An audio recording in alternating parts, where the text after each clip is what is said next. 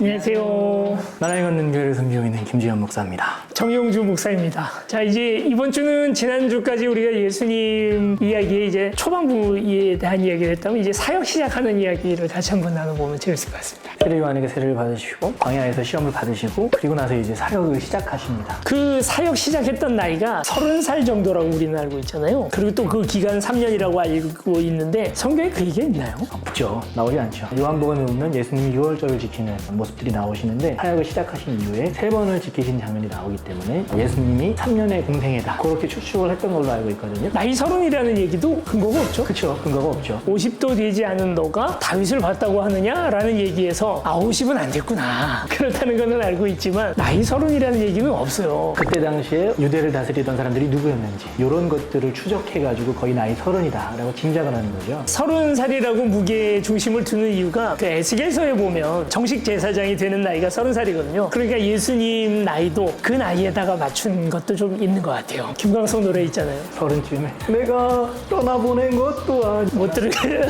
옛날에는 30이라는 나이가 굉장히 중요했는지 모르겠지만 사실은 요즘은 나이가 그렇게 중요하지 않죠. 제가 어렸을 때 30살 어른을 바라보던 그 마음하고 요즘 30살 생각하는 것하고 정말 많이 다른 것 같아요. 저도 아직 애입니다. 아닙니다. 죄송합니다. 나이 이제 30살에 공생애를 이제 시작을 하시게 됐고, 이제 그걸 이제 한 3년 정도의 시간이라고 본다면 예수님 사역의 첫 시작은 뭘로 봐야 될까요? 마가복음에서는 예수님이 말씀을 선포하시면서 시작했다고 하죠. 때가 찼다. 너희는 회개하고 복음을 믿어라. 하나님 나라 가까이 왔다. 그리고 누가복음에서는 예수님이 또 역시 복음을 선포하십니다. 역시 예전에 이사야 선지자가 이야기했던 신년의 메시지를 예수님이 자신의 고향에서 선포하시면서 시작을 하시죠. 설교 사역에서부터 시작을 하시죠. 그렇죠. 말씀을 선포하시면서 시작했다라고 보는 것이 좀 맞지 않을까. 제자들을 모아요. 예수님이 모여있는 제자들의 그 면면을 보면 굉장히 재밌는 것들이 많아요. 일단 그분들 출신 자체가 너무 다양한 것 같아요. 어부도 있고 세리는 지금으로 말하면 친일파잖아요. 우리나라로 얘기하면. 열심당원이라고 하는 이 사람들은 이제 극우주의자인데다가 테러리스트 좀 그렇게도 보여질 만큼 좀 폭력적인 사람들 그런 이제 제자들을 모았는데 제자들 나이가 몇 살 정도 됐을까요? 아마 예수님이랑 거의 나이가 비슷하지 않았을까 싶어요. 예수님의 동년배 정도? 근데 우리 성화 같은 데 보다 보면 늑스구레하는 할아버지들 이 제자들이 나중에 순교할 때쯤 나이예요. 그때 보면 예수님은 굉장히 젊게 나오고 잘생기게 나옵니다. 그런데요, 가만히 보면 나중에 예수님이 12명의 제자들과 함께 예루살렘에 올라오시잖아요. 올라오셔서 성전세를 내는데 그게 20살 이상이 내야 되는 성전세거든요. 베드로하고 예수님하고 둘만 냅니다. 그러면 나머지 11명의 제자들 나이대가 그보다 어렸다. 20대 이하인 거죠. 청소년 사역자였던 거야. 예수님 머리가 이렇게 길었는데 사실 길지 않았어요. 성경에 보면 그런 얘기들이 가끔씩 있죠. 머리 긴 거에 대해서 좀 부정적인 시각을 표현해요. 바울은 특히 바울이 남자들 머리 기르는 거는 아주 가정한 거라고 그렇게 얘기를 하잖아요. 근데 이제 예수님이 왜 머리가 길다고 우리는 고정관념을 가지게 됐을까요? 왜 그럴까요? 그것도 이제 유럽 영향이 좀 있다고 해요. 서기 400년, 500년 정도 돼가지고 기독교가 공인될 때쯤 남자들 유행하던 머리가 그거였다네요. 아마 그런 얘기도 있을 테고 아니면 또 다른 의미로 구약 성경에 보면 나시린에 대한 규정이 있잖아요. 나시린이 머리에 삭도로 되지 않았다라는 그 표현 때문에 아마 예수님을 그렇게 표현하고 싶었던 게 아닌가. 그럴 수도 있었겠네요. 메탈하는 사람들이었지 머리가 쫙 이렇게 길어. 그리고 그때 사람들의 이야기를 보면 대머리도 많았던 것 같더라고요.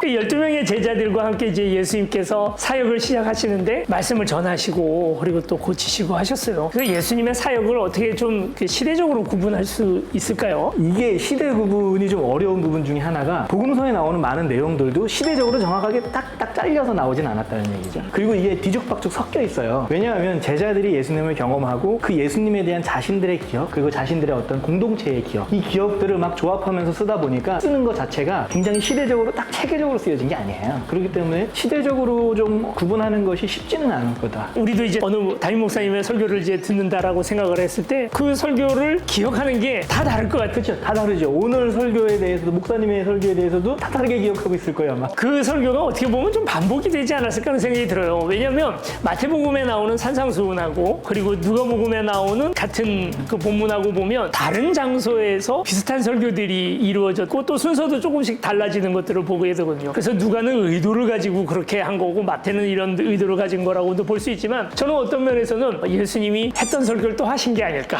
부흥사들이 다른 데 가서 설교할 때 레파토리가 있잖아요, 항상. 보따리 장사꾼이라고 그러잖아요. 가능하지 않아요? 저는 아니라고 생각합니다. 그 장소라든가 그런 것이 중요한 것이 아니라 그분이 했던 메시지가 중요하기 때문에 그 메시지를 기억하는 거지 그때의 정확한 상황이나 이런 것들은 아마도 그런 공동체가 중요하게 여기는 기억이 덧입혀져 있을 수도 있다. 지금 김재현 목사님이 얘기하신 게 신학에서 가르치는 바입니다. 제가 얘기하는 건 썰입니다. 여기 분들은 안 들었잖아요. 왜 여기다 얘기하고 저쪽에서는 또 그거 안 들었으니까 또 어디서도 또 그 얘기 하실 수도 있잖아요. 그럴 수도 있다. 그럴 수도 있어요. 만족합니까? 이제 만족해? 화해합시다. 처음에 세례 요한으로부터 세례를 받고요. 그리고 세례 요한과 함께 근처에서 사역을 하셔요. 그래서 어떤 일도 벌어지냐면 예수님의 제자들이 세례를 주고 있고 세례 요한의 제자들이 또 세례를 주고 있는 것이 겹치는 일까지도 벌어져요. 그러니까 이제 활동 범위가 비슷했던 것 같아요. 그러다가 이제 극적인 사건 하나가 발생을 하는데 세례 요한이 잡혀서 처형을 당합니다. 처형을 당하자마자 그 바로 뒤에 보면 이제 예수님과 예수님의 제자들이 도주하는 장면이 나옵니다. 무서워서 도망갔겠어요. 또 한편으로는 다르게 볼 수도 있을 것 같아요. 그냥 예수님의 어떤 사역의 반경 이런 것들을 확장하기 위한 방법일 수도 있고요. 아니면 도주가 그거의 하나의 방법일 수도 있고. 근데 도망간 것 같아요. 왜냐하면 유대인들 웬만해서는 사마리아 통과 안 하거든요. 그 길 통해서 가면 제일 빨리 갈릴리로 갈 수가 있는데 근데 보통은 돌아갑니다. 왜냐하면 사마리아가 불경한 땅이라고 생각하기 때문에 거기로는 안 가요. 근데 그때 세례 요한이 죽자마자 예수님께서 갈릴리로 급히 가시면서 사마리아를 통과합니다. 그때 이제 우리가 잘 아는 사마리아 여인과의 대화하는 장면이 나오잖아요. 그때 예수님 굉장히 지쳐 있으세요. 이렇게 돼가지고 우물가에 앉아 있고 예수님을 앉혀놓고는 제자들이 막 가서 이제 먹을 걸 찾아오는 상황이거든요. 굉장히 다급했던 것 같은 느낌을 받을 수가 있어요. 저는 근데 그렇게 보지 않아도 될 수 있을 것 같아요. 왜냐하면 예수님의 움직임 자체가 예수님이 어떤 길을 가시고 하는 것 자체가 우리가 저번에도 얘기했지만 예수님은 구약의 선지자들 그리고 구약의 이스라엘의 백성의 이동의 흐름에 따라서 예수님도 같이 함께 움직이셨다라는 얘기를 했었잖아요. 예수님이 사마리아를 가신 이유는 북이스라엘과 남유다가 분리되었던 이 시대적 아픔이 예수 그리스도의 메시아의 오심은 이 구분되어지지 않는다. 북이스라엘과 남유다가 모두의 왕이시다라고 하는 어떤 메시지가 그 속에 숨겨 있는 게 아닌가. 그 장면에서 나중에 사마리아 여인과 대화에서 보면 분명히 그 얘기를 해요. 근데 그게 목적이진 않았어요. 그냥 지나가다가 돌발적인 상황 속에서 이제 벌어진 일로 보여지는 거지. 그러니까 목사님은 예수님이 지나가다가 얻어 걸린 거다. 사실은 성경을 자세히 보면 최소 3번 이상 국외 도피를 하십니다. 해외 망명을 시도를 하시는 적이 있어요. 거라사, 가버나움과 같이 이스라엘이 아닌 다른 지역을 갔다고 하는 이야기들이 나오잖아요. 어떤 면에서는 예수님의 그 선포가 워낙 강했고 국내에서는 받아들일 수가 없었기 때문에 해외 도피한 게 아닌가라고 사실 학자들은 많이 보더라고요. 근데 도피가 막 무서워가지고 내가 죽을까봐 무서워서 도망간 건 아니고 예수님 표현 그대로 하자면 내 때가 아직 이르지 않았기 때문에 피하십니다. 근데 사실 예수님이 하셨던 설교들을 우리가 가만히 놓고 보면 저렇게 하면 죽을 수밖에 없어요.